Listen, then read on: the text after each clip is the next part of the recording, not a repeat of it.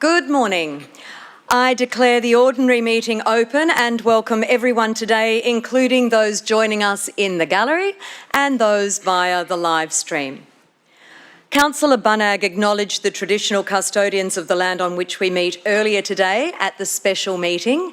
I pay my respects also to elders past, present and future. Noting attendance. Note that a number of councillors are absent, returning from the break. Moving to item 4. Councillors, can I please have someone move receipt and confirmation of the minutes of the ordinary meeting of 30 May 2024?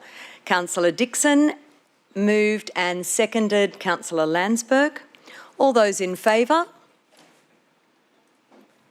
And the motion has been carried. Please note for the minutes that Councillor Bunnag and Councillor Natoli have also rejoined the meeting after the break. There is no mayoral minute today. Councillors, I remind you of the requirements of the Local Government Act 2009, which sets out how councillors' conflicts of interest are managed in local government matters. These requirements apply to how we deal with such matters at this meeting.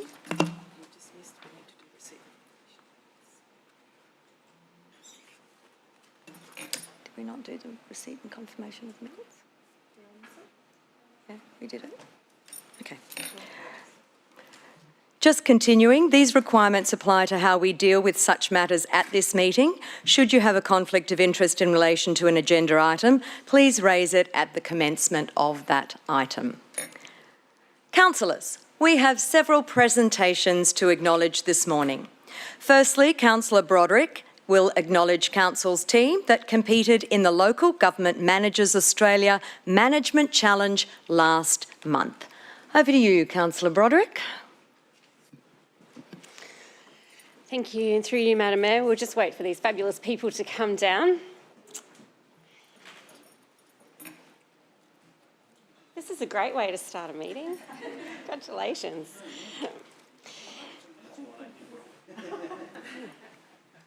This is great. I got to learn about a whole new competition while we were doing this as well. So the LGMA Management Challenge was established over 20 years ago and is recognised as one of the most innovative, fun, they tell me, and intensive development programs available to current and emerging leaders in our local government sector. Each year, Sunshine Coast Council enters a team that competes against over 100 teams, local government teams from across Australia and New Zealand, at the State Challenge, with winners from each state then going on to participate in the Australasian finals. It's an amazing professional development program for emerging leaders as they undertake challenges associated with the current local government issues. And they tell me I had to do some research, so you can correct me if I'm wrong. It involves a simulation-based team building, learning and networking program using real government themes, and that the teams are provided a series of tasks throughout Challenge Day, which require them to respond to a range of scenarios. Is that correct? Good so far? Yeah, good. The Sunshine Summit team worked hard with enthusiasm, living by their team values of growth, curiosity, team support and fun to deliver a great outcome of second place in the state. Nice work. It has been a fantastic experience for them to build their confidence, learn more about council and enjoy new friendships. They're so proud of their achievement and we can't wait to see what incredible things they'll accomplish next. We are immensely proud of their efforts. Their hard work, dedication and teamwork have truly paid off. It is my pleasure to offer a huge congratulations to our amazing Sunshine Summit team who secured second place at the LGMA Awards celebrated on the 23rd of May. Congratulations.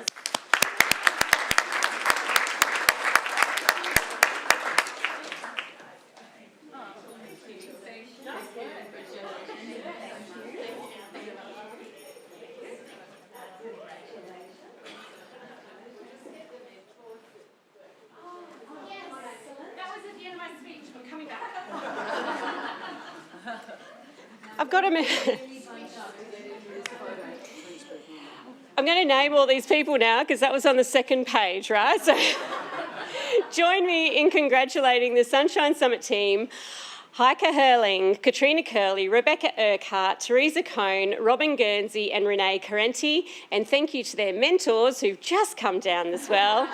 Kim Martins, Jeff Lamont, for all the time and assistance that you provided in getting the team ready for the challenge, and they also couldn't have done it without the support and assistance of Amy Anderson and Brad Wilson. So congratulations to everybody.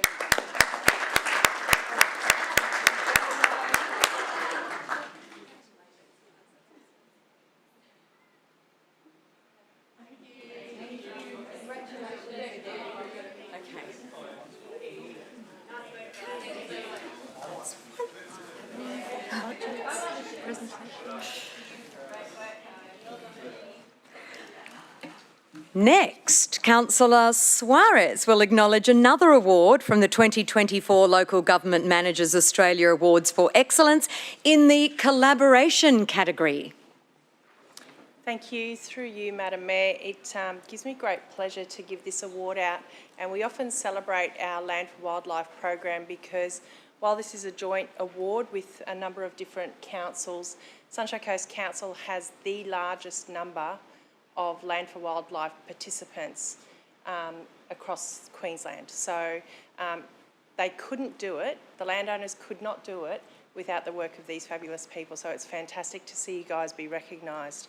So the Land for Wildlife South East Queensland program recently won Collaboration category at the 2024 Local Government Managers Australia Queensland Awards for Excellence. This award recognises the 25+ year efforts of many people, both staff and private landholders, and celebrates the successful collaboration of the 13 participating local governments across South East Queensland today, all working together to achieve conservation outcomes across the regional landscape. Land for Wildlife is a free voluntary conservation program to support landowners to protect native plants and animals on their property through training, knowledge sharing, resources and on-ground advice. The program demonstrates ongoing partnerships with more than 5,600 Land for Wildlife properties across South East Queensland, of which Sunshine Coast has over 1,320 members. Congratulations to Adam Connell, Denise Linden, Kylie Gordon, Nick Clancy and their team of Conservation Partnerships officers in particular for their continued efforts and commitment with the Land for Wildlife program. This award is very well deserved and is a testament of the great work that you do, and I'm very proud to give you this award.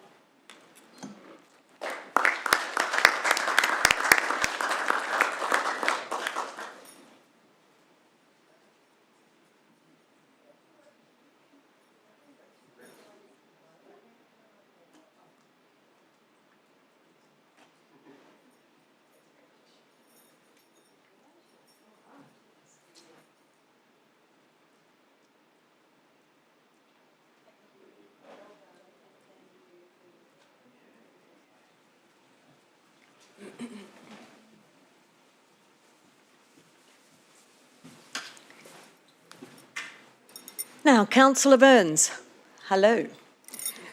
I believe you have several awards to be acknowledged from the recent Parks and Leisure Queensland Awards of Excellence. I do, thank you, and through you, Madam Mayor. It's a really good thing and I'm really excited to deliver these. I've got a few, so I will just stay on script for everyone's benefit. Who knows where we'll go otherwise. So the Sunshine Coast Council recently hosted the Parks and Leisure State Conference where the 2024 Parks and Leisure Queensland Awards of Excellence were announced. And excitingly for Council, I've got 3 awards here that came out of those. So firstly, we're proud to share that our Parks and Gardens, which one have we got everyone here? I was going for the emerging, which one are you guys? Oh yeah, you're doing States. All right, good day. So we're proud to share that our Parks and Gardens Workforce and Business Development Officer, Stacey Bentley, has been awarded the David Aldous Emerging Leader Award. Stacey recently facilitated the development of our Parks and Gardens Service Level Framework, which has set the benchmark for local government frameworks across Australia. So well done to Stacey. So unfortunately, Stacey's unable to join us today, but Nick Coluccio is going to accept the award on Stacey's behalf. So well done, Stacey, and thank you, Nick.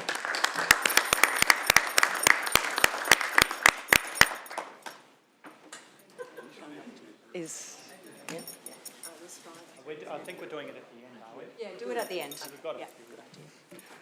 Otherwise I'll be up. So that's the first one. The second one was Council was also awarded Park of the Year for Budrum Village Park, which I know Ted is a big fan of, which was one of the Sunshine Coast's most popular and loved parks for community recreation and events. The many staff involved in bringing this vision to life for the community should be commended for their excellent efforts in doing so. While I recognise this park was a joint effort between Parks and Gardens, the design and placemaking services team and project delivery, today I'd like to specifically acknowledge Kerry White, Claire Staines and Reece Pollitt from Parks and Gardens, who I know Kerry is here, to accept this award too. So thank you and congratulations to you guys.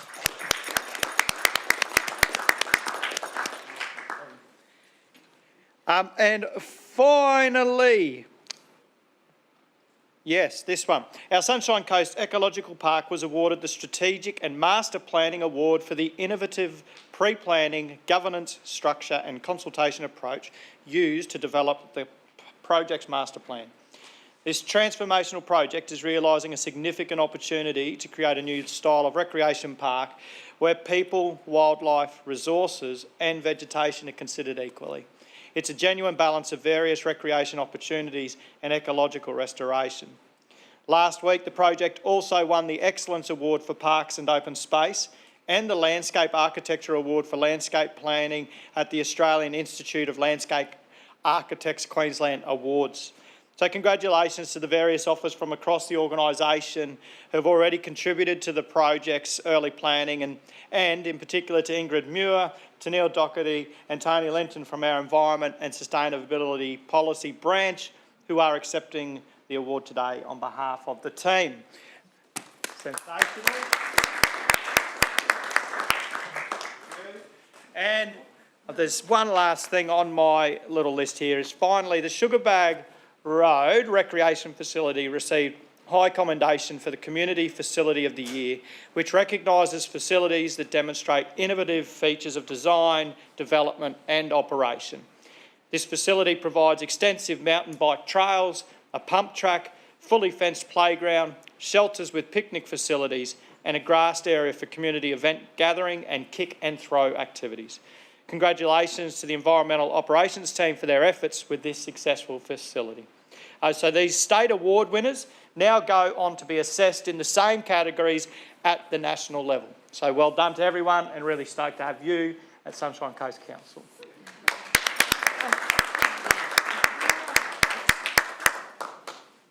Hang on.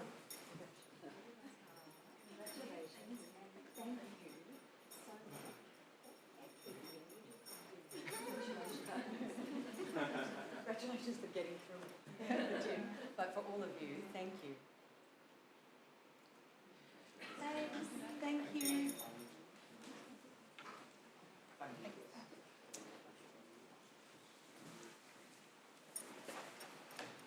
Well done to all of our award winners this morning. Can I have someone move a motion to note receipt of all the presentations? Councillor Suarez and a seconder, Councillor Natoli. Thank you, councillors, and I'll put the motion to the vote. All those in favour? And it has been carried unanimously.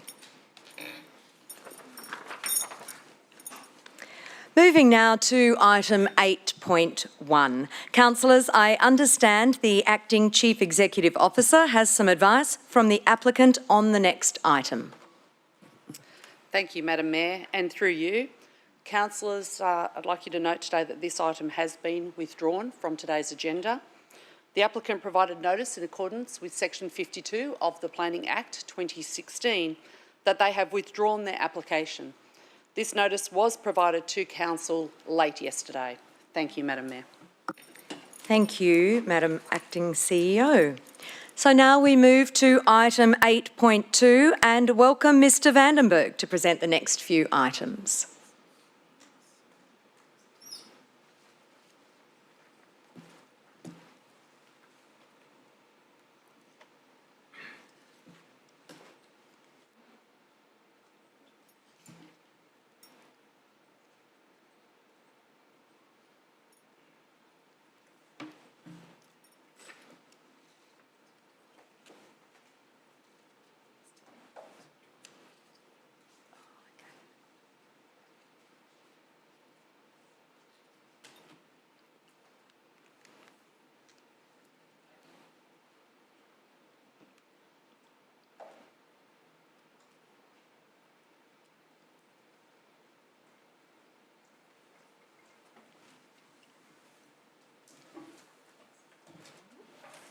welcome Mr Vandenberg.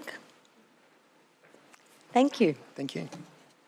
Thank you, Madam Mayor, and good morning.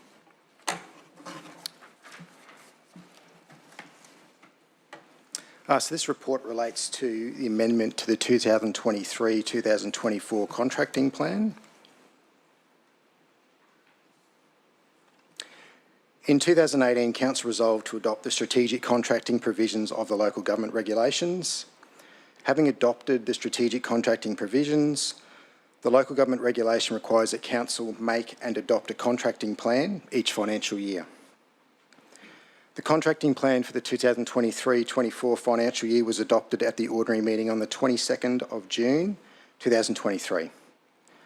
The contracting plan must, amongst other things, include the contracts that Council considers will be significant. Council considers contracts with an anticipated value of $5 million or greater to be significant. Prior to entering into any significant contract, Council must make a significant contracting plan for each significant contract. These significant contracting plans must be approved by the CEO. Due to changes in timing, strategy and value, the list of significant contracts included in the 23-24 contracting plan requires amendment to align with the significant contracts that Council has or will enter into this financial year. The regulation provides that Council can, by resolution, amend a contracting plan at any time before the end of the financial year to which the plan relates. The purpose of this report is to update Council on the progress of each of the identified significant contracts and detail the proposed amendments to the 23-24 contracting plan. The 23-24 contracting plan identified 16 significant contracts that Council anticipated entering into during the 23-24 financial year. What's presented on the next few slides is an update on the progress of each of these identified significant contracts. I won't go into each. The status of each is detailed in the report. 16 significant contracts is the largest number of significant contracts identified for a single financial year for Council since moving to the strategic contracting provisions in 2018. Of the 16, 8 have been completed and contracts already entered into. 3 are currently still under evaluation, with one of these contracts anticipated to be entered into this year and the remaining 2 during the 24-25 financial year. One of these did not result in a contract being awarded, and 4 did not have a procurement activity undertaken during the 23-24 financial year.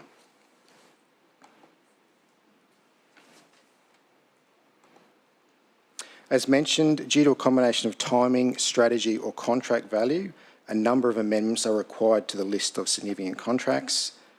There are 12 amendments identified to firstly remove contracts from the list that will now not be financial year or which do not meet the requirements for a significant contract. There are 10 such contracts identified for removal. 4 of these will be included in the 2024-25 contracting plan. Additionally, there are 2 contracts that we are including which now meet the requirement for a significant contract. Those 2 additions are at the bottom of that list there. The result of the proposed amendments is that the list of 8 contracts presented on the screen now is the list of significant contracts that Council has or will enter into this financial year, and is the list contained in the amended 23-24 contracting plan, included as Appendix A to the report. The 2023-24 contracting plan will be amended in no other way than to replace the original list of 16 significant contracts with the list of 8 there now before you. The effect of this amendment is to align the list of significant contracts included in the contracting plan with, firstly, the significant contracts that Council has already or will enter into this financial year, and secondly, the significant contracting plans approved by the CEO. The officer recommendation. Thank you, Mr Vandenberg. Councillors, can I have someone move the motion? Councillor Hungerford, and a seconder, Councillor Broderick. Councillor Hungerford, would you like to speak? Yes, you. Through you, Madam Mayor. As has been explained, this is an amendment to the contract because under the Local Government Regulation 2012, council is required to adopt a contracting plan each financial year, and that's got to accurately reflect the contracts for that financial year. Here, as you've seen, with some are being withdrawn and other contracts are on there. Because in the 22-23 financial year, council spent 329 million on significant contracts, and in 23-24 we're anticipated on spending 423. So the sound contracting principles are value for money, open and effective competition, the development of competitive local business and industry, environmental protection, and ethical behaviour and fair dealing. Now, council has delegated powers to the CEO relating to contracting activities. The CEO has in turn delegated these powers to the appropriately qualified officers, so we efficiently carry out our duties. So significant contracts are contracts that have an anticipated value of 5 million or more, and or are deemed significant contracts by the community and contract performance team, which is the work that's been done here, with some contracts not going forward and other contracts there being identified. So this is just making sure we cross our T's and dot our I's. This goes towards our sound governance and also goes towards us getting unmodified audit options each year, which is very important. So I commend the area for the work done on this and getting this updated so we can accurately submit those projects as part of the auditing process. Thank you. Thank you, Councillor Hungerford. Are there any other councillors who wish to speak? No. Councillor Hungerford, would you like to close? No. Thank you, councillors. I'll now put the motion to the vote. All those in favour? The motion has been carried unanimously. Moving to item 8.3, and back to you, Mr Vandenberg.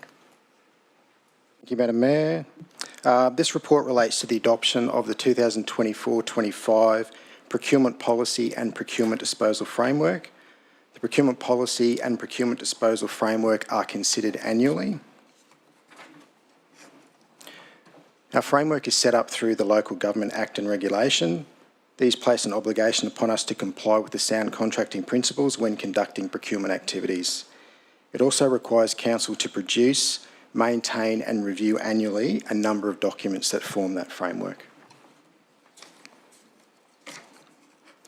Council's procurement disposal framework is made up of the following. Firstly, we have the procurement policy. This is the strategy document that outlines how local government will go about procuring goods and services and disposing of non-current assets. The contract manual sets out the procedures about how Council will carry out contracting activities. We support this document via a number of how-to guides. The contracting plan identifies the type of contracts that Council proposes to enter into during the financial year. It includes market assessments and a listing of the contracts that Council considers will be significant for the coming financial year. There are 5 guidelines that support this. Firstly, our local preference in procurement. Council targets greater than 70% of available procurement spend with local suppliers. This guideline supports that target by facilitating a preference for local suppliers. Social benefit procurement provides a framework to use procurement processes and purchasing power to generate positive social and economic outcomes by facilitating a preference for social benefit providers. First Nations procurement supports Council's Reconciliation Action Plan commitment to increase First Nations supply diversity to support improved economic and social outcomes. This provides a preference to First Nations businesses and supply chains. Our Innovation and Market-led Engagement Guideline allows Council to receive and consider proposals from suppliers offering innovative or unique solutions. And our Environment and Sustainability in Procurement provides a framework and approach to conducting contracting activities in an environmentally considerate and sustainable manner. We are only proposing minor amendments from the 2023-24 framework. These amendments are inclusion of new procurement exceptions.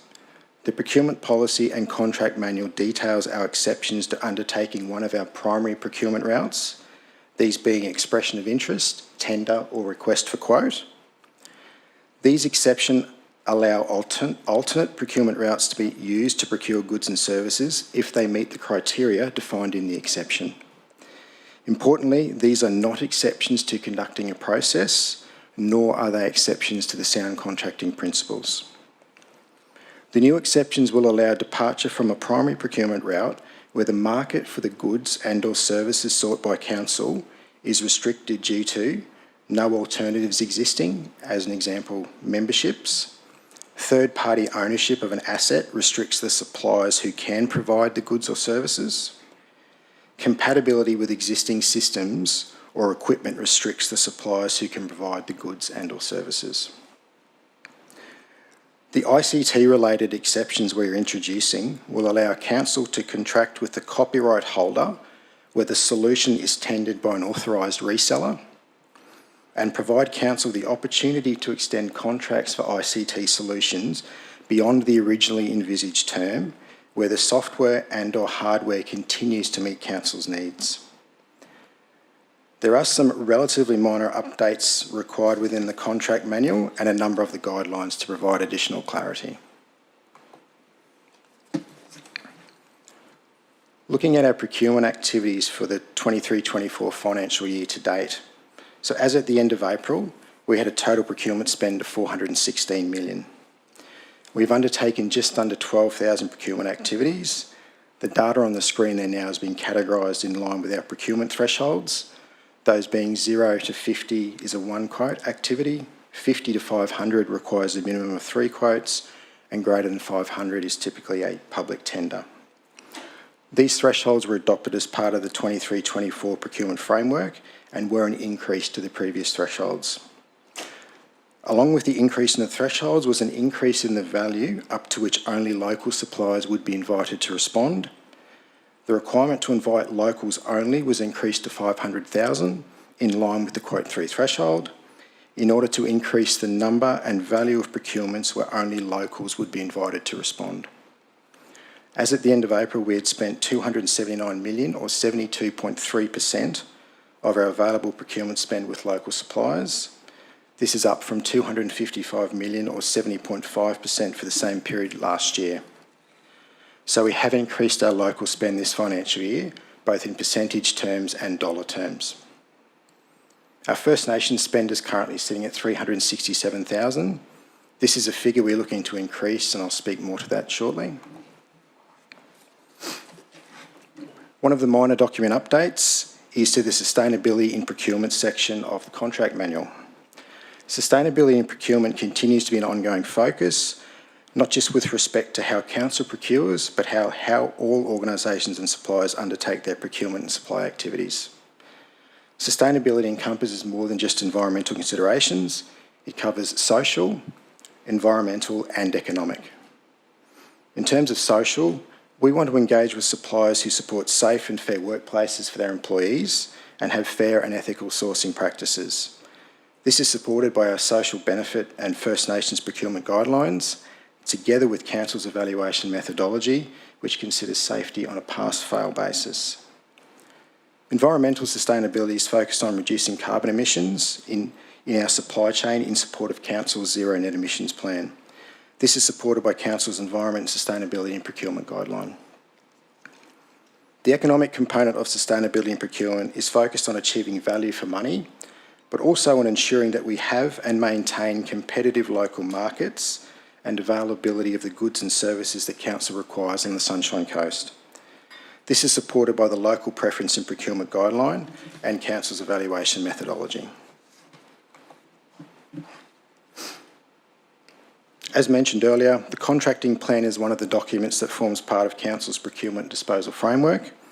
The contracting plan, which must be adopted by Council each financial year, must contain the contracts that Council considers will be significant. This slide highlights the contracts that have been identified as significant contracts to be entered into during the 24-25 financial year. All the contracts identified here on the basis that their anticipated value will be greater than $5 million. As part of continuing to improve and refine our processes, we have identified a few areas of further development for the 24-25 financial year. We will continue to monitor and embed the previous amendments to the framework.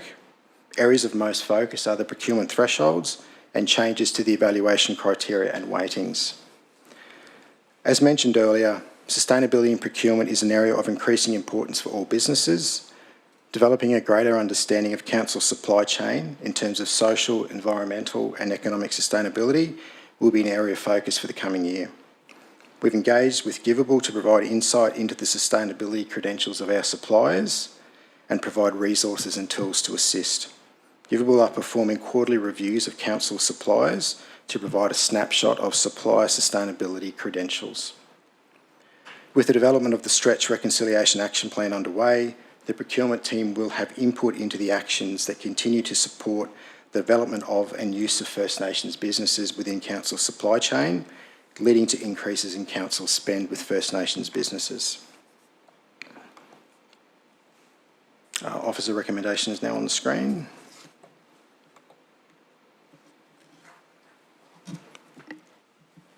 Thank you, Mr Vandenberg. Councillors, can I have someone move a motion? Councillor Landsberg, seconded Councillor Bunnag.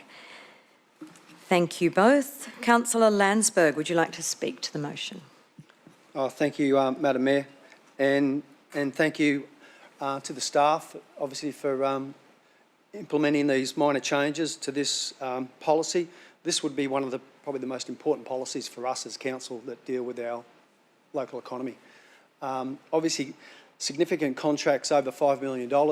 I know we look to try and keep a lot of those preferred suppliers on the coast here, but sometimes we do have to go outside our region just because of basically the skill sets, the time and the milestone agreements that these projects have to be delivered by, and obviously, but giving our own local suppliers that opportunity to compete for these projects is a huge input into mums and dad businesses, from plumbers to concreters to obviously major project deliverers as well. I just want to make a note on this around the importance of obviously the innovation and market-led engagement. That is a really significant part of this procurement policy that aligns with the state government and the rollout of obviously their desires around the Queensland Big Build and how we meet some of those challenges moving forward. Obviously, with the changes in terms of the quotes in regards to between 50 and 500,000 is good, and obviously I appreciate Ben for the delivery and the information that you shared with fellow Councillor Joe Natoli as well around these changes.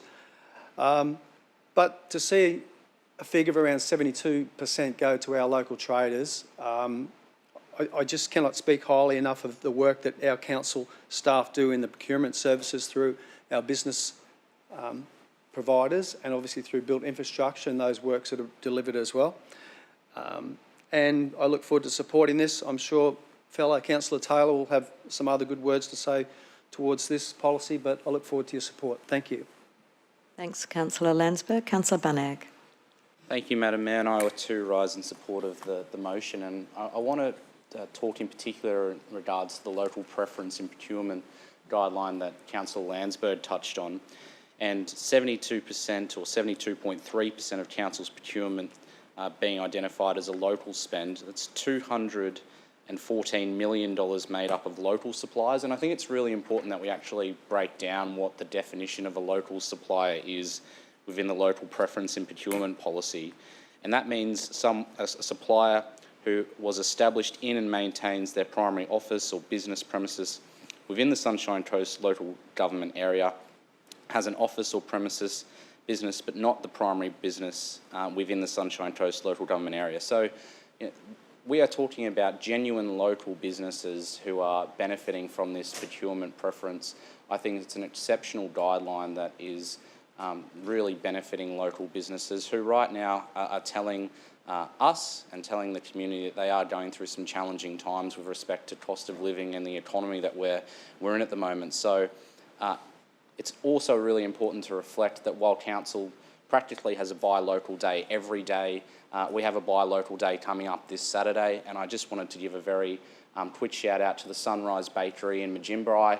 I often do a buy local day at Majimba, and I will be doing that very much on Saturday. But I encourage everyone in the community to get around the buy local day. It's a really great initiative, but this is another demonstration of the fact that on the Sunshine Coast every day is buy local day for our council.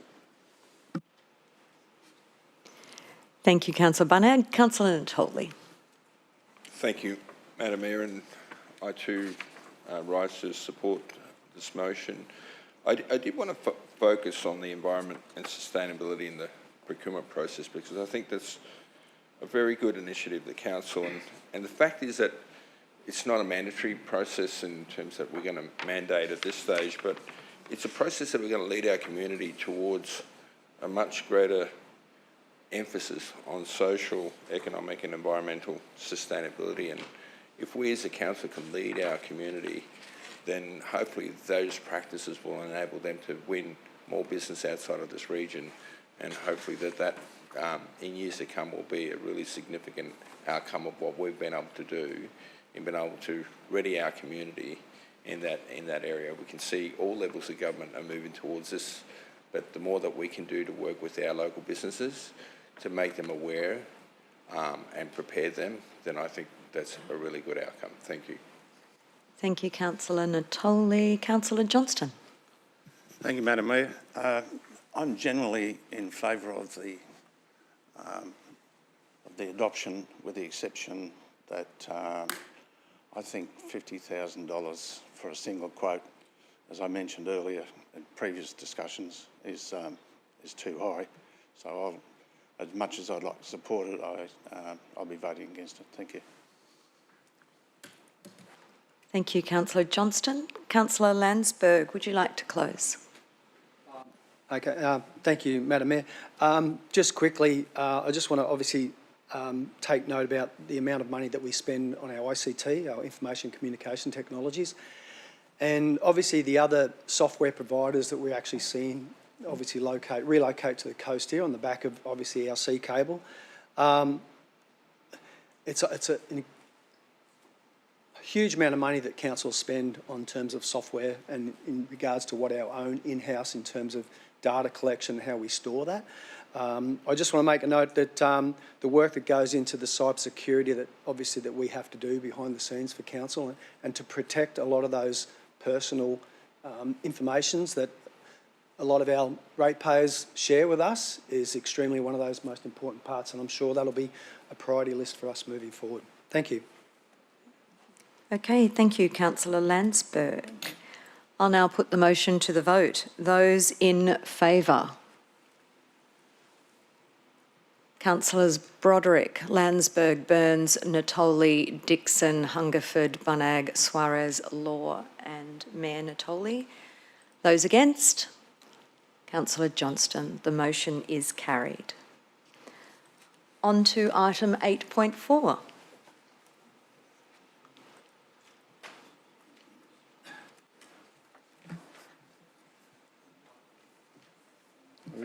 Thank you, Madam Mayor. This report before you today relates to the application of the National Competition Policy for the 2024-25 financial year. The application of the NCP is presented on an annual basis. The slide just briefly sets out what I will be covering. Competitive neutrality requires that an entity conducting a business activity in competition with the private sector should not enjoy a net advantage over its competitors only because the entity is a public sector entity. The competitive neutrality principle is achieved by removing any competitive advantage or competitive disadvantage wherever possible and appropriate, promoting efficiency of the use of resources to ensure markets are not unnecessarily distorted, and if any net advantage over competitors remains, which exists only because council is in competition with the private sector and which cannot be eliminated, then council must ensure that when setting the price of goods and services, the individual advantages and disadvantages that make up the net advantage are taken into account in deciding the required revenue in relation to the pricing provisions. What we are doing is attempting to ensure in our application of the NCP that we do not enjoy a benefit we should not enjoy simply because we are a public sector entity. If we look at the legislation, firstly we must consider whether or not the activity we are looking at is a business activity. In order to be a business activity, council needs to trade in the goods or services of that activity. The NCP applies to overall activities and not to individual component parts, such as the individual asset or services comprising that activity. For those activities that we do consider to be a business activity, we then move on to a threshold test. There are two thresholds to consider. If the annual expenditure is greater than 9.7 million, it is considered a significant business activity. Activities below the 9.7 million threshold but above 340,000 are considered a prescribed business activity. Council then needs to consider how it will apply the NCP to these business activities. For new business activities, or when considering annually each significant business activity, we need to consider, if it's new, the public benefit assessment to determine the costs and benefits of applying the competitive neutrality principle. If it's being reviewed, as we are now, we apply the competitive neutrality principle, which can be done via full cost pricing or commercialisation or corporatisation. In terms of prescribed business activities, which are those where costs are greater than 340,000 but less than 9.7 million, we need to consider firstly whether or not we apply the Code of Competitive Conduct. The Code of Competitive Conduct involves the application of competitive neutrality principles, including adjustments to take account of the advantages and disadvantages of local government ownership. The Code is intended to be a less onerous way for smaller business activities to comply with the competitive neutrality principles. Council is required to use its discretion in deciding whether to apply the Code of Competitive Conduct. Should Council decide not to apply the Code, as we haven't for a number of activities, then Council needs to resolve to do that and provide detail of the reasons for not doing so. In dealing with our significant business activities and our prescribed business activities, it's put to you that we meet the obligations of the legislation for the significant business activity of waste and resource management by applying full cost pricing. For the 4 prescribed business activities identified here, we meet the obligations by corporatisation for Sun Central Maroochydore and the Caloundra Event Centre, and the application of the Competitive Code of Conduct to Sunshine Coast holiday parks and quarries. For those that we are proposing not to apply the Code of Competitive Conduct, they are listed there on the screen now. The reasons for not applying the Code to these activities are contained within the report.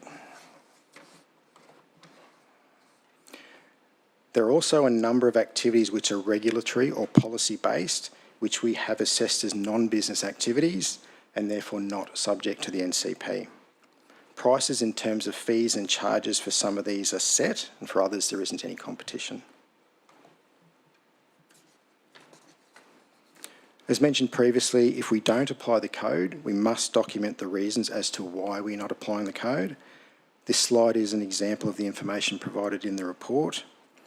Appendix A provides the justification for not applying the Code to the activities listed. We are required to have a complaints process. Under the local government regulation, a person may make a complaint about a breach of the competitive neutrality principle. The complaints provisions only apply to a business activity conducted by a business entity to which the competitive neutrality principle applies. The process is effectively self-managed. We engage with the complainant to find a resolution. Officer recommendation, I think, goes across 2 screens.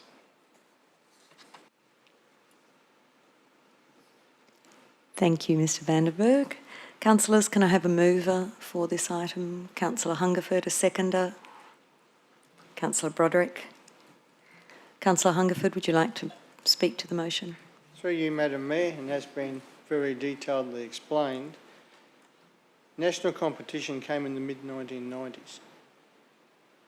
It was to make market and economic reforms to stimulate growth and job creation in Australia for local governments in Queensland. The primary thing that we're focusing on here is the introduction of competitive neutrality so that private businesses could compete on an equal footing with those owned by local government. Council must consider and resolve the application of national competition policy on an annual basis to comply with the Local Government Act 2009. So as you can see here, we're applying forecast pricing to waste resources management and significant business activity. Apply the Code of Competitive Conduct to Sunshine Coast Holiday Parks and Quarries businesses. But we're not applying the Code of Competitive Conduct to 11 business activities, and the justifications are in there. If you're the only one providing that service, why would you compare yourself? It doesn't make any logical sense.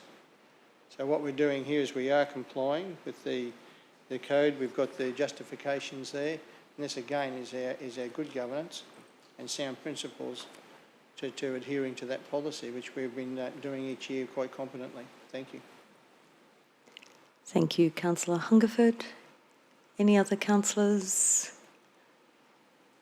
No? Okay, I will put the motion to the vote. All those in favour? The motion is carried unanimously. Thank you, Mr Vandenberg, for your presentations this morning. And we welcome Mr Costello to present item 8.5.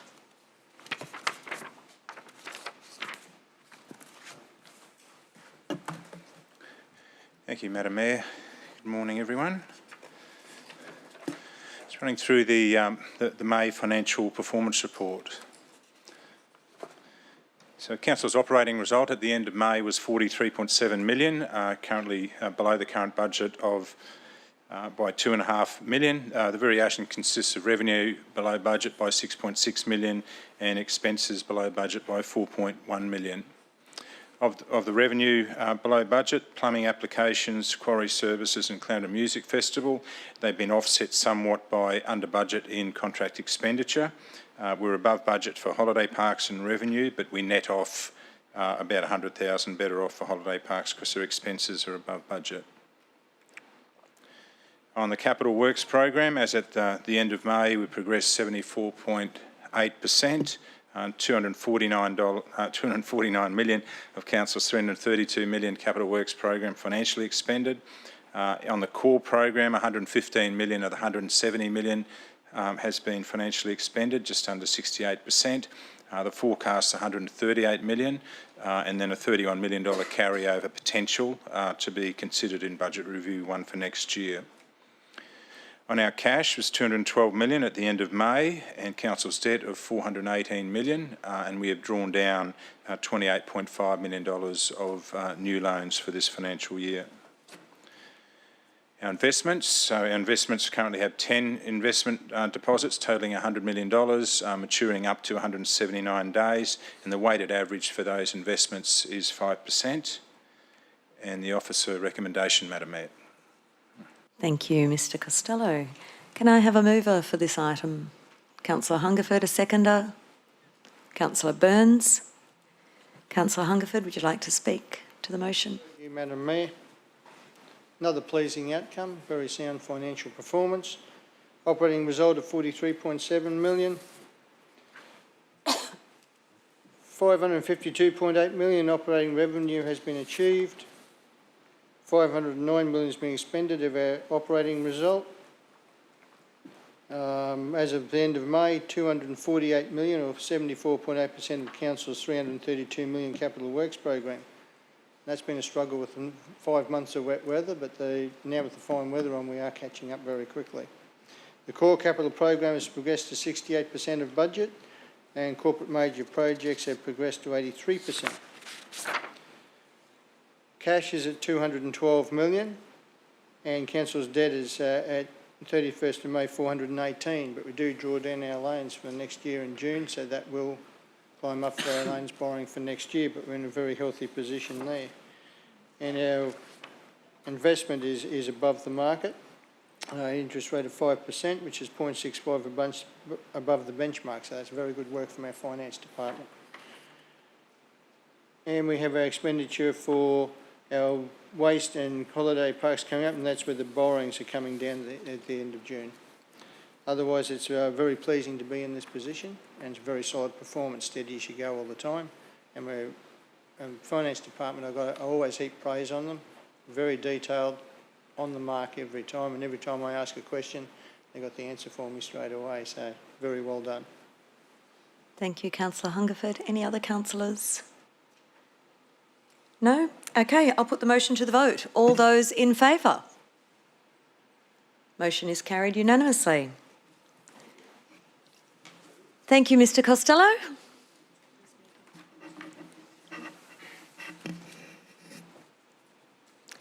Moving now to item 8.6. Welcome, Mr Capera.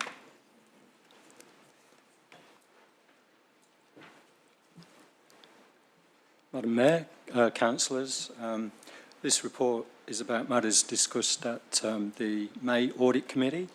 It includes the internal audit work programme for next year, which is recommended for endorsement. I'll take the papers as read and happy to answer any questions. Councillors, can I have a mover? Councillor Natoli, a seconder. Councillor Hungerford. Councillor Natoli, would you like to speak to the motion? Thank you, Madam Mayor. Obviously, the paper's quite clearly a record of the minutes of the last audit meeting. I just wanted to note that this was my last audit committee meeting, and I enjoyed the time that I spent over the last 4 years with Councillor Hungerford as the other councillor, and now hand over to Councillor Broderick. So it is part of a process of a council for any councillor. It delves deeper into the bowels of the council and gives you a clearer understanding of some of the risks associated with what business we do every day, and the council audit committee's responsibility is to make sure, as a watchdog, that it's keeping the council very much focused on that risk management and the ability to be able to undertake every aspect of what requirement is under different legislation, so that we as a council are making sure that we don't run into trouble. I commend the opportunity for any councillor that wants to come and sit in as an observer, but I'm sure, Councillor Broderick, you'll enjoy your time. Thank you, Councillor Natoli. Anyone else wish to speak? No. Councillors, I will put the motion to the vote. All those in favour? That is carried unanimously. Thank you, Mr Capera. Thank you. Moving now to item 8.7, and welcome Ms Burden. Thank you, Madam Mayor, and through you. Each year, Council is required to review its delegations to the Chief Executive Officer. Delegations are an important part of a Council's governance and decision-making framework. They allow councils to get on with the day-to-day business of providing services to our community. There are over 170 acts, regulations and local laws which require council to take action or make decisions in some way, and it is impractical for councils to exercise all those statutory obligations solely through council resolutions, which is why the Local Government Act under section 257 allows councils to delegate anything that is lawfully able to be delegated. That is, council cannot delegate anything that must be exercised by council resolution, for example, adoption of the annual budget or the making of a local law. The only officer position that council can delegate to is the CEO, and this is done via an instrument of delegation, which must be reviewed annually by council under section 257(5) of the Act. The CEO is then able to subdelegate to the appropriate officer positions and must keep a register of all delegations. All delegations are to positions and not named officers, which allows anyone acting in those positions, for example, an acting CEO, to be able to exercise those delegations. The annual review of Council's delegation to the CEO ensures that any gaps or changes in legislation are identified, ensuring the CEO and consequently the rest of the organisation has the appropriate levels of authority to manage the operational activities of Council. It's important to note that at all times Council retains the powers that have been delegated, and the CEO is not obliged to exercise a delegated power and can refer the matter back to Council for decision.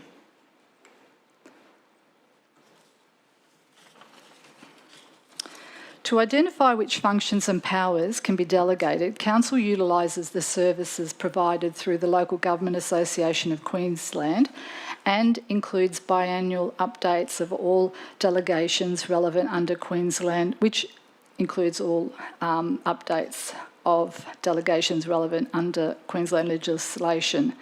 The last annual review of the Council to CEO delegation occurred in June 2023, and this year's review has been very comprehensive and has not only included the LGAQ updates, but also a check of Council's delegations register of all listed source legislation and a review of the source legislation itself in order to identify any gaps or inconsistencies.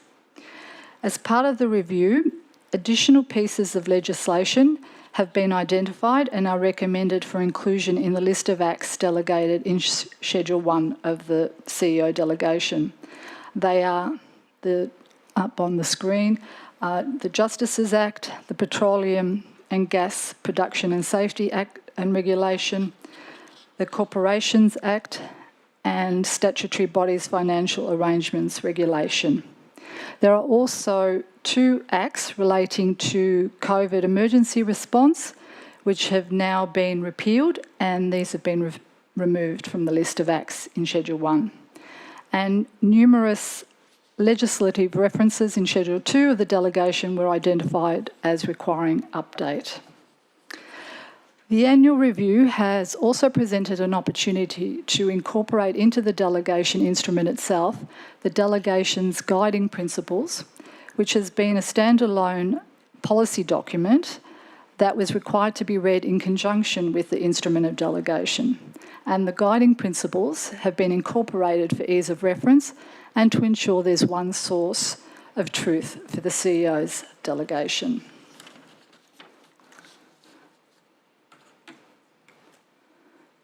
It's being recommended today in the Officer Report the Council adopt the updated Council to CEO delegation as part of the required annual review, and following adoption, any updates that need to be made to the CEO's subdelegation to Council officers and the Register of Delegations will also be undertaken.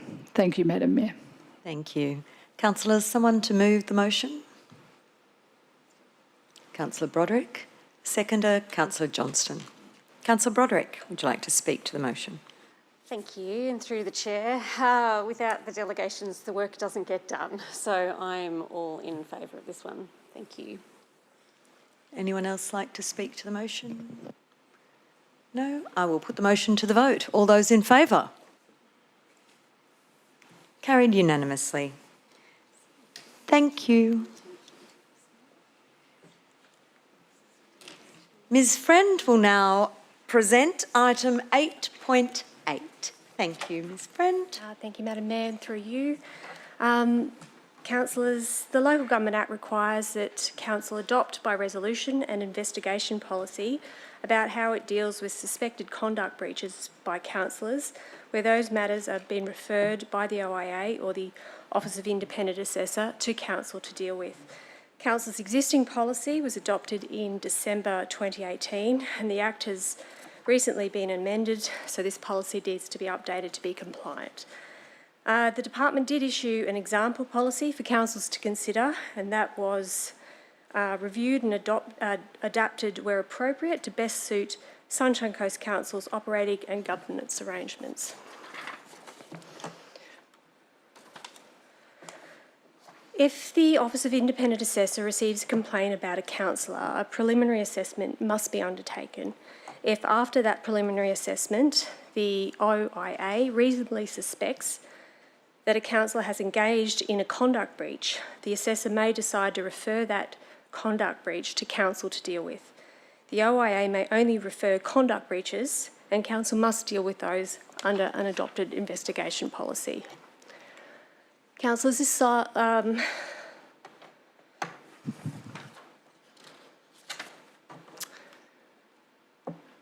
This slide lists some examples of what may be considered conduct breaches. Should a matter be referred to Council, Council must conduct an investigation in accordance with its policy, must decide whether or not the councillor has engaged in a conduct breach, and decide if the councillor has engaged in a conduct breach, decide what action to take. In deciding what action to take, Council may consider any previous conduct breach, any allegation made in the investigation that was admitted or not challenged, and that the Council reasonably is satisfied is true.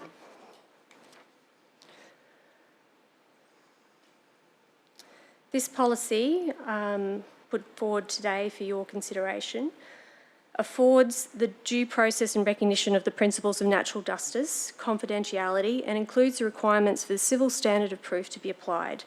It requires that the councillor and the person who makes the complaint are given notice about the outcome of any investigation.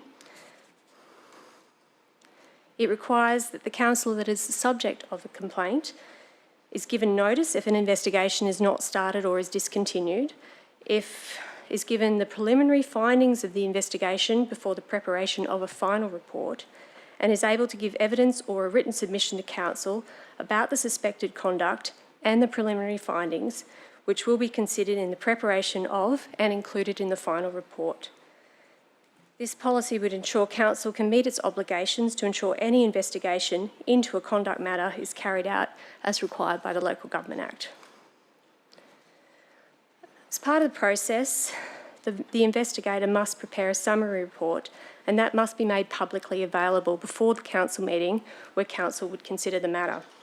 The summary report has to include the name of the councillor whose conduct has been investigated, a description of the alleged conduct, the statement of facts established, a description of how natural justice was afforded and applied to the councillor during the investigation, a summary, and any recommendations made by the investigator. Information that must not be made public includes the name of the person who made the complaint or any other persons other than the councillor involved in the process, or any information which could reasonably lead to the identification of those involved, or any other information that Council is required to keep confidential by law. In making a decision, conflicts of interest will need to be considered, notified and dealt with. Eligible councils consider the findings and recommendations of the investigator's report and decide whether or not the councillor has engaged in a conduct breach. If Council decides that the councillor has engaged in a conduct breach, any of the following orders may be imposed. Maybe an order that no action be taken, an order that the councillor make a public apology, an order reprimanding the councillor for the conduct, an order that the conduct attend training or counselling to address that conduct, including at that councillor's expense, an order that the councillor be excluded from a stated local government meeting, an order that a councillor is removed or must resign from a position representing the local government other than the office of councillor, an order if the councillor engages in the same type of conduct again, it could be treated as misconduct, and or an order that a councillor reimburse the local government for all or some of the costs arising from that conduct breach. Councillors, the recommendations before you today, which would allow the adoption of the updated Sunshine Coast Council investigation policy, councillors. Thank you. Thank you. Councillors, can I have a mover for the item? Councillor Bunnag, a seconder. Councillor Burns. Councillor Bunnag. Thank you, Madam Mayor. Happy to move this motion in this particular policy, and I think one of the things to reflect on is that this policy affords natural justice to people who may have allegations made against them. And as a legal practitioner in a previous life who had a great deal of interest in industrial relations matter and investigations, affording natural justice in these sorts of processes is incredibly important, not just to the complainant, but to the person who is subject to the complaint. But ultimately, this policy says to the community that actions have consequences and that as a council we deal with those in a particular way. I also want to point out a statement that Ms Friend made with respect to the civil standard of proof, which is different from criminal. This is not a tort. This is not beyond reasonable doubt. This is a civil standard of proof, which is beyond reasonable doubt based on percentages. Did it happen more likely or not? So that is, I think, something that people in the community should be aware of, and as councillors we need to be aware of as well, that it is a lower threshold in terms of the burden of proof to be achieved in this application and through this policy process. So I am very happy to move it today. Thank you, Councillor Banag. Councillor Dixon. Through you, Madam Mayor. You know, if there's situations where there's vexatious or frivolous complaints put on the record to council, and I realise there's a process for whether or not we engage and investigate. I'd heard in the policy that if a councillor is found guilty or acted inappropriately, that they would have to reimburse the council potentially for the expenses. So what would happen in a scenario where the councillor requires legal defence or expertise in their favour to assist them in the inquiry, to represent themselves? Will council meet those costs? Madam Mayor, at this stage, Council does not have a policy that would enable councillors' individual personal legal costs to be covered by council. Thank you for that response. I'm going to take that offline and follow this up, because I do worry if a councillor is ever put in a position where there are vexatious or frivolous complaints that do get some weight and are investigated, and the councillor is out of pocket personally, and they've been proven that nothing is wrong and they've not acted inappropriately. It does concern me that council wouldn't pick up those costs, but they would be happy to charge that councillor if they'd done something wrong. I think there's just maybe something that needs to be followed up there, and I'd like to discuss that with you in the future. Otherwise, I support the policy as is. Certainly. Thank you, Councillor Dixon. Councillor Burns. Thank you. Through you, Madam Mayor. I rise to support this as well. I think for me, the importance of this policy is actually that it elevates and raises our expectations of behaviour for us as elected representatives. Our community have expectations on us to conduct ourselves as leaders of our community and to do so to the highest order. And I think this policy actually just provides a very strong and helpful framework that actually articulates those expectations, but also gives us pause to reflect on those expectations as well as work through when we may not meet those expectations. So I think it is actually right, and I really appreciate that it has got such clarity to the process and to what would constitute those codes of conduct breaches. So thank you to the team for bringing it to us, and I fully accept it. Thank you, Councillor Burns. Any other councillors? No? Councillor Banag, would you like to close? Okay, I'll now put the motion to the vote. All those in favour? And the motion is carried unanimously. Thank you, Ms Friend. Moving now to item 8.9 and welcome Mr Pryor. Right on cue. Through you, Madam Chair. This report has been submitted to seek an exception from Council in accordance with Local Government Regulation 2012. The exception will seek to allow Council to dispose of land by way of easement over a portion of Lot 9020 Aura Boulevard in Baringa. Council owns the land at Lot 9020 Aura Boulevard, Baringa in freehold. The land was acquired for park and public open space purposes to support the electrical network for the expanding Aura community. Energex are seeking to install a new ring main unit to support the existing public infrastructure electrical network at this location. Council's land comprises of 2,419 square metres of parkland, which is embellished with grass and tree areas, and a footpath traversing the lot to connect to other open space areas. The proposed easement and infrastructure area is 9 square metres of the site adjacent to Aura Boulevard. The site and easement plan are shown in attachments 1 and 2 of this report. Council is proposing to enter into an easement with Energex, a government agency, to support the installation and access of public electrical infrastructure, being that ring main unit. The easement will allow Energex to install and access the unit for maintenance, and Energex will be responsible for the payment of Council's costs in relation to the establishment of the easement, as well as pay compensation for encumbering Council's freehold land. The compensation will be determined by an external licensed valuer appointed by Council in the event the disposal by easement is approved.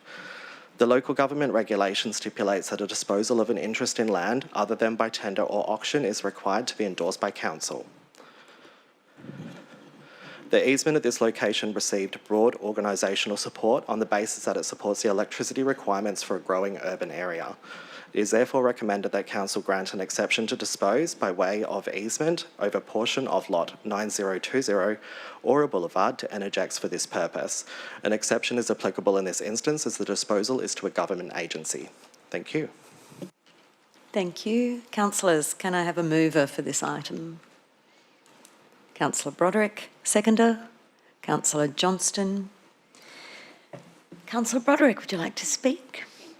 The Chair, this is in Aura in Division 1, and thank you for your report and bringing it to us. It's no secret that Aura is growing at a rapid rate and they are requiring more infrastructure. I know this is on green space, but it's the 3x3 that we've spoken about, and everything else has been taken into consideration, so I fully support this today. Thank you. Thank you, Councillor Broderick. Any other councillors? No. Okay, I will put the motion to the vote. All those in favour? The motion is carried unanimously. Thank you, Mr. Pryor. We welcome Ms. Lane to present item 8.10, and noting this report does have a confidential attachment. Councillors, this is just a reminder that should you wish to discuss any of the material that is in the confidential attachments, that we will need to move into a closed session. So just a reminder for you about that. And other than that, welcome Ms. Lane. Thank you. Through you, Madam Mayor, good afternoon, councillors, CEO and members of the community. The purpose of this report is to seek an exception from council in accordance with section 236 of the Local Government Regulation 2012 from the tender or auction process. The purpose of which is to facilitate a sale of council-owned land at Oval Avenue, Caloundra, legally described as Lot 4 and Lot 5 on Survey Plan 346646 to the State of Queensland. The Caloundra Transport Corridor upgrade required the acquisition of several properties along Oval Avenue and 3rd Avenue in order to widen the road from 2 to 4 lanes and include dedicated cycle tracks and pedestrian pathways. With the project footprint being identified and demolition of the properties nearing completion, potential balance sections of land which are surplus to the project requirements have been identified.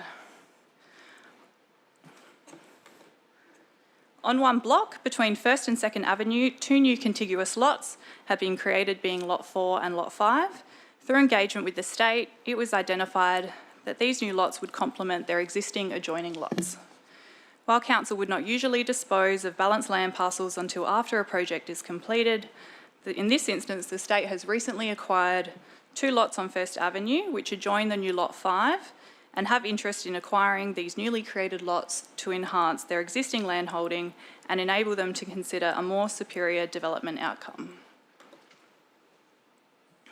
Lot 4 is a corner allotment of 592 square metres that faces west to 2nd Avenue. Lot 5 is a corner allotment of 627 square metres that faces east to 1st Avenue. Future driveway access onto Oval Avenue is not possible due to a dedicated cycle track pathway plan for that location.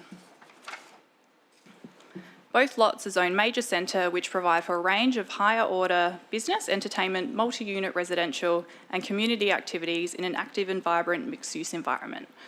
This includes outcomes for a mix of medium and high-density multi-unit residential activities, generally in a mixed-use format that are complementary to the predominant non-residential activities and business functions of the zone. This report is therefore seeking a resolution for an exception for a disposal other than by tender or auction to a government agency. Section 236, paragraph 3 stipulates that the disposal of land or an interest must be disposed of for consideration equal to or more than the market value. The funds obtained from the sale will be allocated back to LGIP using the same funding percentage as the initial funding for the purchase to enable funds to be returned for the project. Attachment 1 is confidential in respect to the content and timeframes of negotiations with the state and recognising that until council makes a decision, the transaction has no certainty. For these reasons, it is recommended that should councillors wish to discuss the information in the confidential attachment, council resolve to close the meeting under section 254J, paragraph 3G of the Local Government Regulation 2012, as the attachments contain information on negotiations relating to commercial matters involving the local government for which a public discussion would be likely to prejudice the interest of the local government. Thank you. Thank you. Councillors, can I have a mover? Councillor Landsberg, a seconder? Councillor Natoli. Councillor Landsberg. Thank you, Madam Mayor. Councillors, obviously this opportunity has come along in regards to a major delivery project in Caloundra of the Caloundra Transport Corridor upgrade. I've been fully supportive of acquiring properties along this corridor in the last term of council, and it was an extremely difficult process. Going out there on site, meeting with a lot of those land owners, and obviously, as we are here to make difficult decisions, and this is one of them. I'm supportive of the officer's recommendation. I don't think there's any need to go into any detail in regards to, the transition and what's proposed here. This outcome will see a significant community benefit for our local residents and any potential people that need accommodation on the Sunshine Coast here, and more specifically in Caloundra. So I look forward to any questions, or I look forward to your support for this recommendation. Thank you. Thank you, Councillor Landsberg. Anyone? Councillor Dixon. Yeah, through you, Madam Mayor, maybe Councillor Landsberg would know, or the CEO, in regards to the land that we've acquired, so the properties, have we put property notes on the lots or the homes so they're aware of the project in that area? It'd be pretty important for anyone that's redeveloping or moving to the area potentially, who knows, in the future, to know about that project. Have we done that?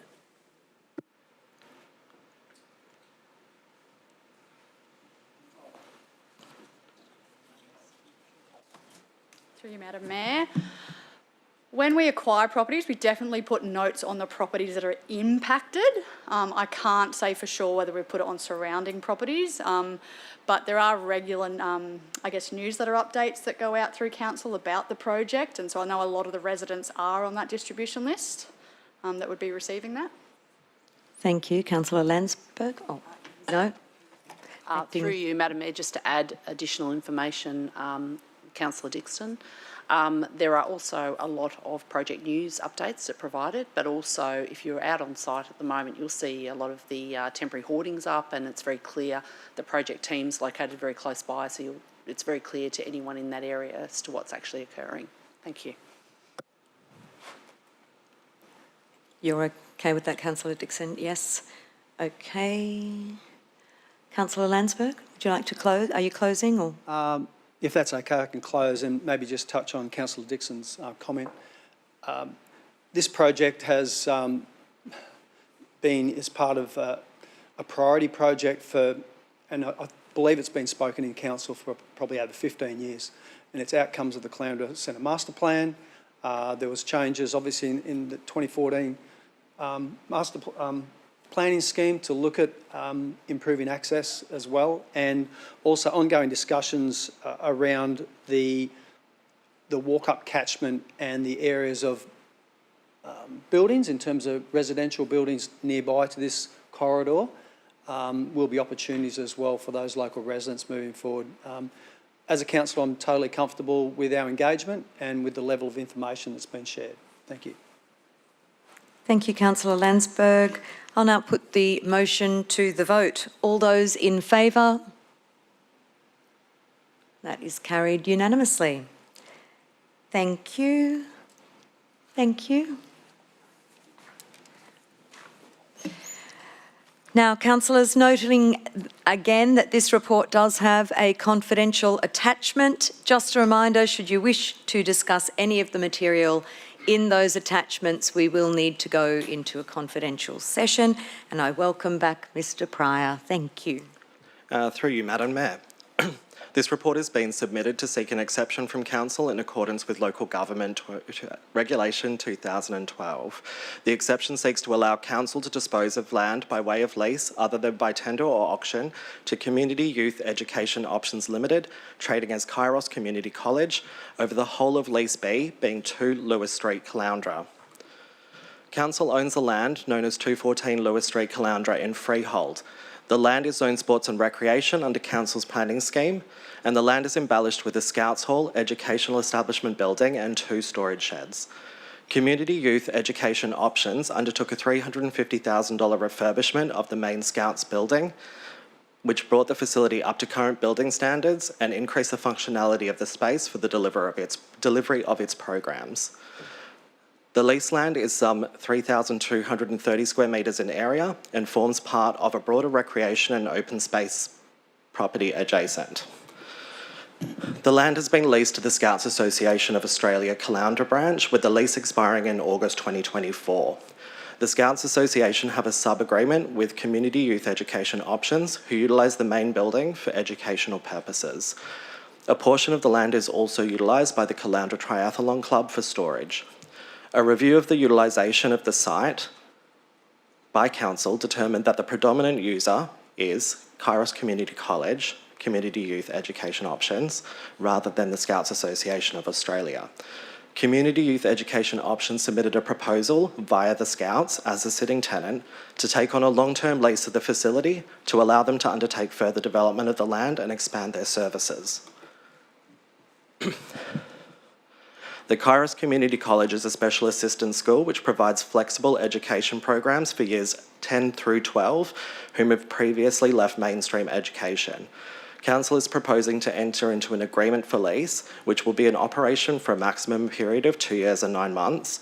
The agreement for lease will govern the site, whilst Community Youth Education Options obtain grant funding to deliver a new educational facility fronting Lewis Street corner, obtain relevant planning approvals, reconfigure the lot and undertake the development. Community Youth Education Options have advised they currently have submitted for grant funding, and that's subject to the outcome of the agreement for lease and lease in this instance.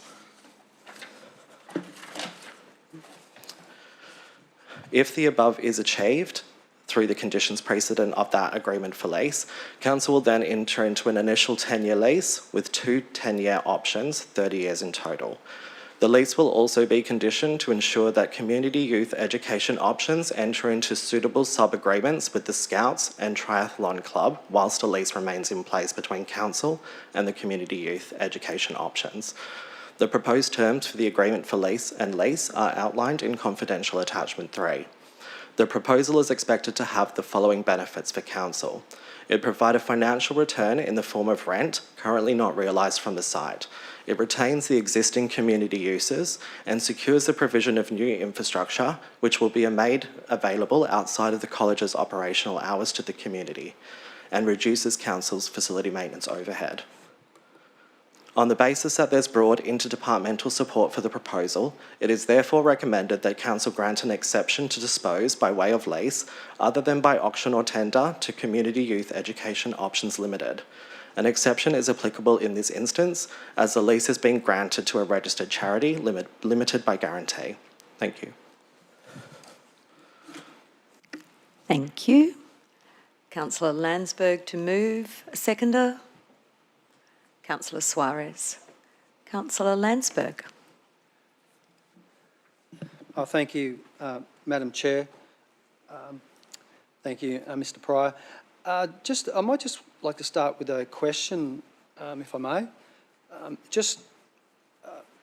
In regards to reading the letter of support from the Scouts, are you confident? Obviously, during the letter makes that they've reached an in-principle agreement for consideration of shared use of the site. And one of the concerns that I raised in these discussions was to make sure that we really, how we can provide that surety for those two clubs, obviously the Scouts and the Triathlon Club, that long-term use, and also will we be able to because talking about a sublease arrangement, are you confident in the agreement that we will have with Kairos College that would be upheld? Through you, Madam Chair. The lease agreement is very, very definitive when we draft to say that those two agreements need to exist in place. That would require Kairos Community College and the two existing users to come to some form of agreement. That condition would form an essential breach of the lease if that wasn't maintained, and that would allow council to enter into termination of the contract, at which point we'd be able to we'd take over that facility if the breach wasn't resolved. Okay, thank you. And just some of the works that have obviously in the report around infrastructure improvements, around the footpath, around the pedestrian crossing, will that be part of the agreement in terms of that delivery? Just a reminder that some of the agreement is in confidential, just if that's okay. I'm just quoting the open one? Okay, great. Mr Pryor, a reminder for you. Good. Through you, Madam Chair. The concept that has been submitted would rely on the applicant obtaining all necessary planning approvals and any conditions imposed by council on that planning application. They would be required to deliver that as part of that proposal. The existing upgrades that have already been undertaken were predominantly to the existing main building facility on site and provided functionality improvements, I suppose, and universal toilet facilities and things like that to kind of just bring that into a bit of a more modern standard. But as for future development on the site, it would rely on a planning assessment going through and the applicant then delivering any outcomes from that planning assessment. Thank you. I'll speak to the recommendation, Madam Mayor.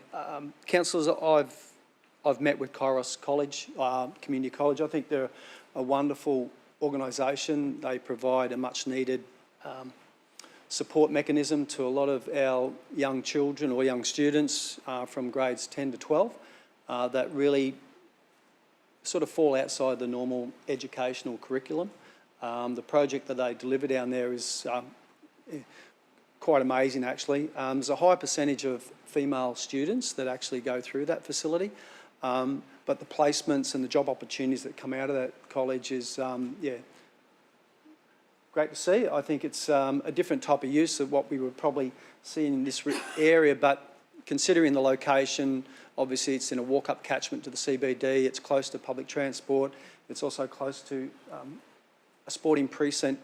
I'm supportive of this and I'm looking forward to the rest of the council as well supporting this. Thank you. Thank you, Councillor Landsberg.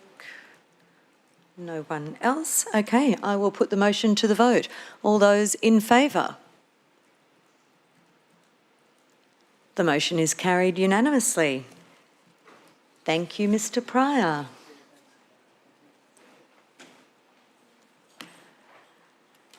Councillors, as there are no notices of motion, we'll move to item 10, petitions, and I'm not aware of any petitions. Does anyone have a petition they wish to table? No. Excellent. There are no confidential items to discuss at today's meeting and today's agenda has concluded. So I will declare the meeting closed at 12:40. Thank you very much.